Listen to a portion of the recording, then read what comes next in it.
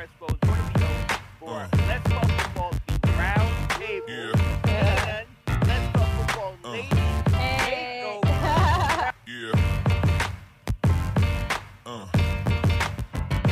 Takeover.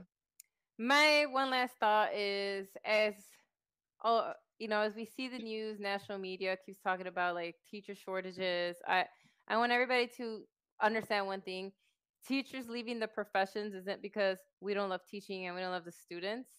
It's just the lack of respect as a profession and as professional.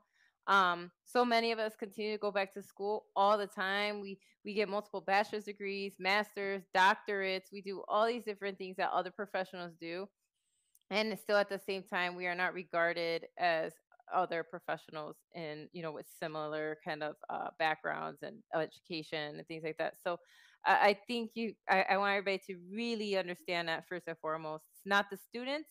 And so when you're looking at all these things like, oh, why don't teachers want to come to work and all of this, it's not just the money, because by the way, teachers are severely underpaid as a professional. It's not that. It's the lack of respect, the lack of support, the lack of accountability. And then anytime we see what the changes they're making, which is they're lowering standards to hire educators, and that's not what we wanted, right? So if you look at what they're doing, they're lowering the qualifications needed to be an educator, so they could underpay those people, by the way.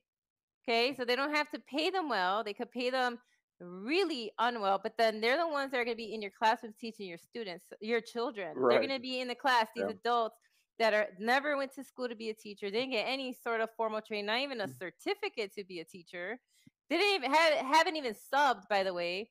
Spend no time, but they're lowering all these standards just because they're trying to fill in seats instead of looking at the real issue, which is funding education equitably so we have the resources, treating the teachers with the respects that they need, and listening to when they're talking about like, hey, we love the students, but there's some behaviors that are going a little crazy. Everybody's seen the videos with students pushing teachers to the ground, and like, we get it, but at the same time, we also want some protection and like, hey, how can we make this work? And so, for sure. but yeah, I really wanted to make sure everybody understands that teachers are not leaving or quitting or not wanting to be educators because of the students and the children necessarily, and because we don't love our vocation.